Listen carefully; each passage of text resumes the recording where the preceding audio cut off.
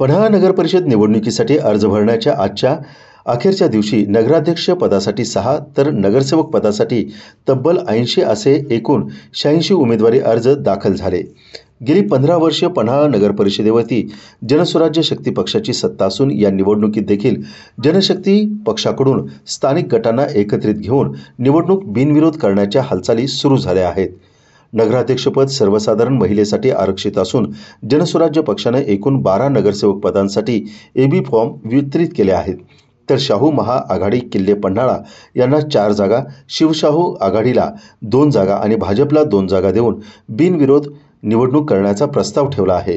जनसुराज्य शक्ती पक्षाचे प्रवक्ते ॲडव्होकेट राजेंद्र पाटील यांनी अपक्षांसह इतरांनी देखील पन्हाळगडच्या विकासासाठी सहकार्य करावं असं आवाहन केलं आहे। तथापि ही निवडणूक बिनविरोध होणार की लढत होणार हे मात्र अर्ज छाननी आणि उमेदवारी अर्ज माघारी घेण्याच्या मुदतीनंतरच स्पष्ट होणार आहे।